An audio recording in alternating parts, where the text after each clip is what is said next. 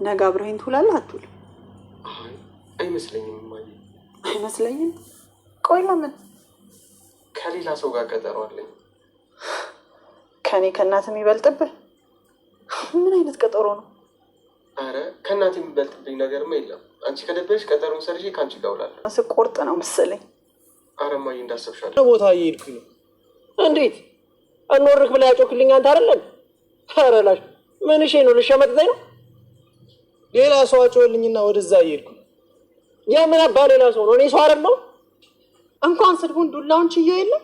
አሁንማ በገባ በወጣ ቁጥር ሳይነረተኝ አይውልም። ቀልሽ የአባቴን ነገር ላንቺ ሰጥቻለሁ። እባክሽን አለው ቤት ብኛል ማለት ለነገሩ ጠፍተውብኛል ከማለት ጠፍቼባቸዋለሁ ማለት ይቀለኛል።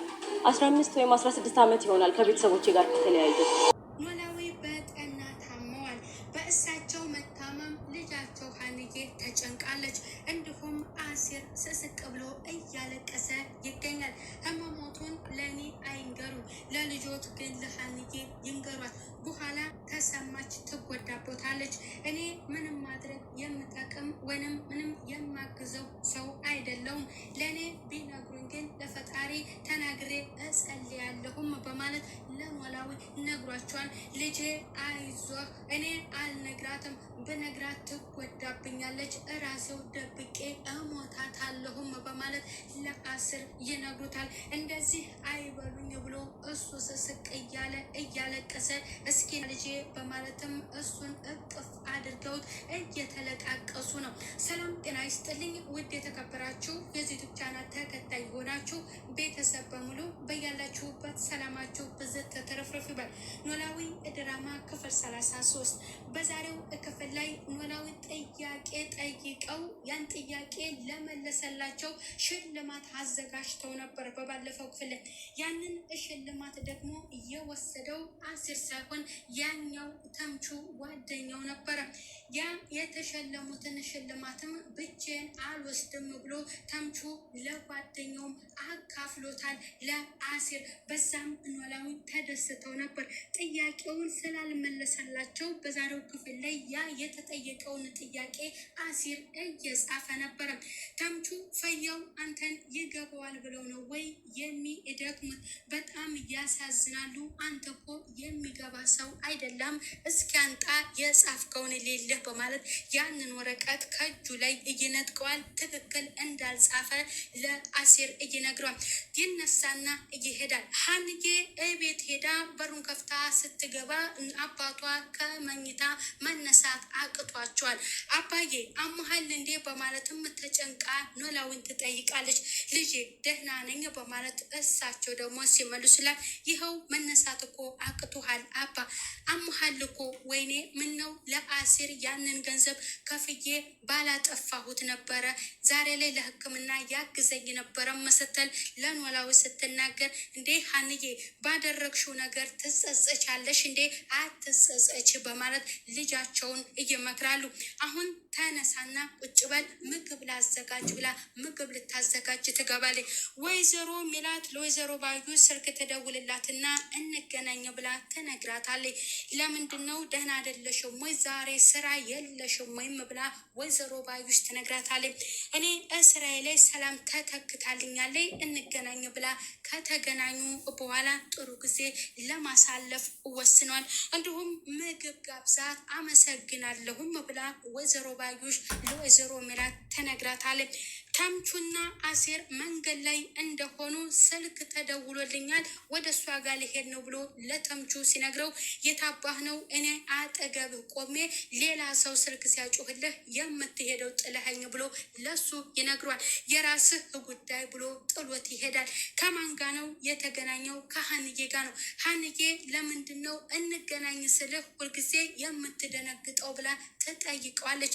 ምክንያቱም እኔ ከነኛ ሰዎች ጋር በተገናኘው ሰዓት እኔ የማድረግ አቅም የለኝም፣ ምንም ማድረግ ስለማልችል ነው ብሎ ለሀንዬ ይነግራታል። እኔ እንኳን የፈለኩ ወደ አባቴ ጋር እንድትሄድልኝም ነው ስትል ለአሲር ነግረዋለች። ባትኝም እኮ አሁን ልሄድ ነው ፋዘር እንዴት ናቸው ብሎ ይጠይቃታል። ስለ አባቷ ህመምም ትነግረዋለች። ወደዛ ቤትም ለመሄድ ይወስናል። ሀንዬ ወደ ስራ ቦታዋ ስትሄድ ወይዘሮ ሜላት በጣም ጸባይዋ ተቀያይሮባት ታያለች። እትዬ ይቅርታ አረፈድኩኝ ብላ ትነግራታለች። የእሷ ፊት ተቀይሮባታል። በቃ ጥላት ትወጣለች። እትዬ ግን ምን ሆነሽ ነው? ባህርሽ ሰሞኑ እንደ በፊቱ አይደለም ተቀይሯል ብላ ለወይዘሮ ሜላት ስትነግራት መስሎሽ ነው ብላት ጥላት ትሄዳለች።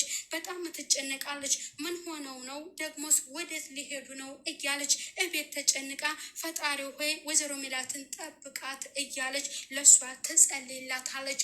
አሲር ኖላዊ ጋር እንደገባ ፋዘር እንዴት ነው አመሞቶ ብሎ እሳቸውን ይጠይቃል።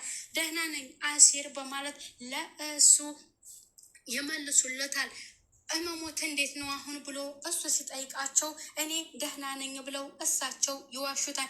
ያንን ህመማቸውን ለማንም መናገር አልፈለጉም። ለእኔ አይንገሩኝ፣ ምክንያቱም እኔ ምንም የማድረግ አቅሙ የለኝም። እውነቱን ብትነግሩኝ ግን እጸልያለሁም በማለት ለእሳቸው ይነግራቸዋል። ለሀንዬ ግን ንገሯት፣ ይህንን ህመምሁን በኋላ እሷ ከሰማች ትጎዳቦታለች። እውነቱን ግን ንገሯት፣ አይደብቋት ብሎ ለኖላዊ ይነግራቸዋል። እኔ አልነግራትም፣ እውነቱን ነግሪያት እሱ አንድ ነገር ከምትሆንብኝና ከምትጎዳብኝ እኔው እምቅ አድርጌው አንድ ነገር ብሆን ይሻለኛል ብሎ ለአሲር ይነግሩታል። በጣም ይጨነቅና እዚህ ጋር እያለቀሰ አይዞህ ልጄ በማለትም እንዲሁ እስኪና ልቀፍ ብለው ራሱ እንዳበስ እያደረጉ እቅፍ አድርገው ተሰስቅለው እያለቀሱ አሲርም በጣም ተጨንቆ ምንም ማድረግ ከኪሱ ገንዘብ ማውጣት ማድረግ ባለመቻሉ በጣም እያለቀሰ ነው። ያንንም ትክክለኛ በሽታውትን ብትነግሩኝ ለፈጣሪ ነግሬው እጸልዩለታለሁ እንጂ የማድረግ እኔ አቅሙ ያለኝ ሰው አይደለሁም በማለት ይናገራል። ትምህርት እያስጠኗቸው በመካከል ላይ ያጓደኛው ተምቹ እየመጣል። አይፈያው ይህ ልጅ ይገባዋል ብለው ነው ወይ የምትደክሙት ብሎ ለእሳቸው ይመልሳል። ቁጭ ብለው እያስጠኗቸው በመካከል ስልክ ይደወልለታል። ያም ስልክ እየደወለችለት ፍቅር ነበረች። ከፍቅር ጋር መገናኘት እንዳለበት ነው። እንዴት ነው የምትሄደው ከትምህርት ገበታ ላይ ብለው እሳቸው ደግሞ ይነግሩታል። ይቅርታ ፋዘር ብሎ ከፍቅር ጋር ለመገናኘት ይወስናል። ወይዘሮ ሜላትና ወይዘሮ አልማዝ ከተገባበዙ በኋላ መኪናቸውን አቁሞ መኪና ውስጥ እንደሆኑ ወይዘሮ ሜላትን ወይዘሮ ባዩሽ ታመሰግናታለች። አመሰግንሻለሁ፣ በይ አሁን ወደ እኔ ቤት ሄደን ቡና አፍልተን ነው የምንጠጣው ብላ ለወይዘሮ ሜላት ስትመልስላት እኔ አንቺ ቤት አልሄድም፣ ከሄድንም እኔ ቤት ነው፣ ደግሞ ከባልሽ ጋር ትጣላለሽ፣ እኔን ሲያይኝ ጸብ ይፈጠራል ብላ ትነግራታለች። እኔ እና እሱ ሁልጊዜ እንደተጣላን አይደለም ወይ? መቼስ ሰላም አገኝተን እናውቃለንም ስትል ለወይዘሮ ሜላት ትመልስላታለች። ቆይማ ግን ለምንድን ነበር ስልክ የደወልሽልኝ? እንገናኝ እያልሽኝ መቼም የምትነግሪኝ ነገር ይኖራልም ብላ ትነግራታለች። በዛች በጠፋች ልጇ በሀሴት ጉዳይ ታነሳባታለች። እሺ እምን ላይ ደረሽም? እንዲሁም ደግሞ ለምን ለእናትሽም አትነግሪያትም ስትል ነግራታለች። እናቴ በሀሴት ጉዳይ ስስ ናት ብላ ተመልስላታለች። ምክንያቱም እኔ ዘንግቻታለሁ፣ ሀሴትን ሳስባት አጠገቤ ያሉትን ልጅ እዘነጋቸዋለሁ፣ እነሱን ሳስብ ደግሞ ሀሴትን እዘነጋታለሁም ስትል ለሷ ተመልስላታለች። ወደ ቤት መመለስ እንዳለባቸው ከወይዘሮ ሜላት ጋር መሄድ እንዳለባቸው ይስማማሉ። አሲር ደግሞ ፍቅርን እያገኛትና እኔ ካልደወልኩልህ አንተ መቼም አትደውልም ስትል ነግረዋለች። አባትሽ እንዴት ነው ብሎ እጠይቋታል። እንዴት ጠየከኝ ብላም እሷ መልሳለታለች። ከዛ እሱ ከእሷ ጋር ሰላምታ ከተቀያየረ በኋላ ቀጥታ የሄደው ወደ ቤተ ክርስቲያን ነበረ። ቤተ ክርስቲያንም ሄደው እንደ አባቴ ደግሞ ሁለተኛ አባቴን እንዳላጣቸው ፈጣሪ ሆይ ጠብቅልኝ እያለ ተንበርክኮ እየጸለየ ሀንዬ ከኋላ ትመጣና እሷም ቤተ ክርስቲያን ሄዳ ስለ አባቷ እየጸለየ ሁለቱ ቤተ ክርስቲያን ይገናኛሉ። ምናሴና ፍቅር ደግሞ ስልክ ተደዋውለው ሁለቱ ለመገናኘት ፈልገው ሁለቱ ወደ መናፈሻ ቦታ ሄደው የሆዳቸውን ለማውራት ወስኗል።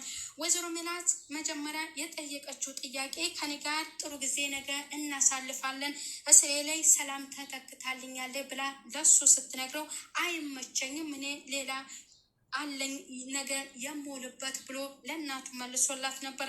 በዚህ እድሜህ ደርሷል፣ ምንም ነገር ልከለክልህ አልችልም፣ ግን ምን አይነት ሆኖ ነው ከእናትህ የሚበልጥብህ በማለትም ለሱ ስትነግረው እንግዲህ በሀሳቡ ምስማ ተስማምታለት ያንን ከእሷ ጋር እንዲያሳልፍ ፈቅዳለት ነበር። ወይዘሮ ባዩሽ ወደዛ ቤት እንደተመለሰች ስለ ሰራተኛዋ ቅልጥፍናና እንዲሁም እንዴት አይነት ጥሩ ሰራተኛ ናት ሰራተኛሽ እያለ እያሞገሰቻት ነው።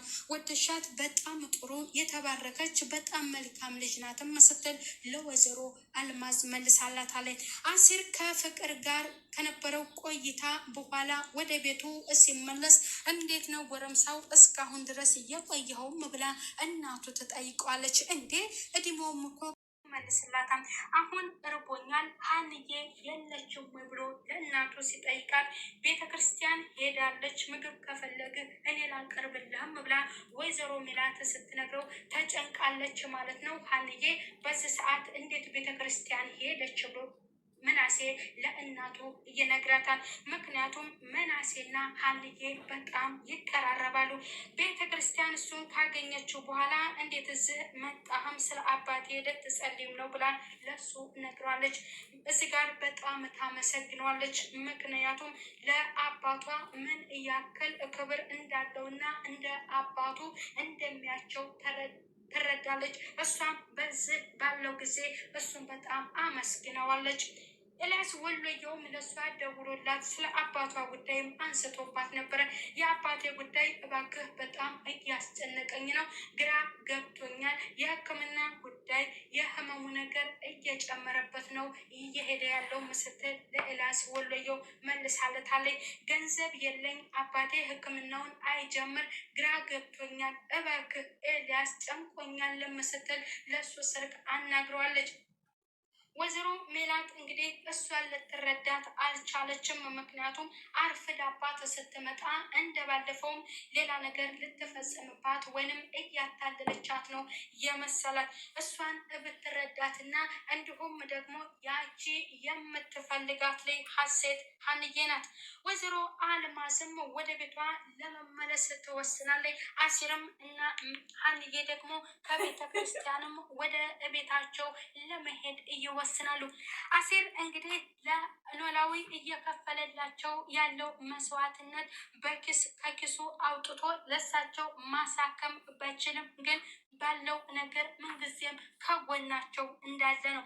እሳቸውም ከሀንዬ አልለይህም፣ አንተም ደግሞ እኔ አንድ ነገር ብሆን ከሀንዬ ጎን ነህ ልጄ አሲር በማለትም እንደ አደራ መልክ ለሱ እንደ ልጅ መክረውታል። እንግዲህ የዛሬው ቪዲዮ ኖላዊ ህመማቸው በዝቶባቸዋል፣ ጨምሯል። ምክንያቱም ሕክምና መውሰድ አይችሉም፣ ገንዘብ የለም። ህመማቸው እንግዲህ ጠንቶባቸዋል። እሳቸው ህመማቸውን መናገርም ለሀንዬ አልፈለጉም። በነግራት ልጄ ትጎዳብኛለች፣ እኔው ራሴው ውችዬ ከሞትኩም ልሞት ብለው ነው ለአሲር እየነገሩት። እሱ ግን ንገሯት ትጎዳለች፣ በኋላ እሷ ትጎዳቦታለች በማለት ለእሳቸው ነግሯቸዋል። እሳቸው የገንዘቡን ማጣትም ስላወቁ ወደ ሀገራችን እንመለስ እባክሽ ሀንዬ ብለው ለሀንዬ ነግረዋታል። እሷም እንደደበቋት ሳይሆን የገንዘብ መጠን ስላጣች ብቻ አባቷ እንደታመሙባት ነው የተጨነቀችው። ምናለ ወይዘሮ አልማዝ ወይዘሮ ሜላት ልጇን ብታሳክም ለልጇ ብትረዳትና ልጅ መሆኗን ብታውቅና የልጇን አባት እንደዚህ አሳድገውላት እዚህ ያደረሱላትን ሰውዬ ብታሳክማቸው በጣም ደስ ይል ነበር። እንግዲህ የዛሬው ቪዲዮ ይህንን ይመስላል። ቀጣይ በሌላ ቪዲዮ እስከምንገናኝ ለዚህ ዩቲዩብ ቻናል አዲስ የሆናችሁ ሰብስክራይብ እያደረጋችሁ ቪዲዮውን ላይክ እና ሼር በማድረግ እስከ ፍጻሜው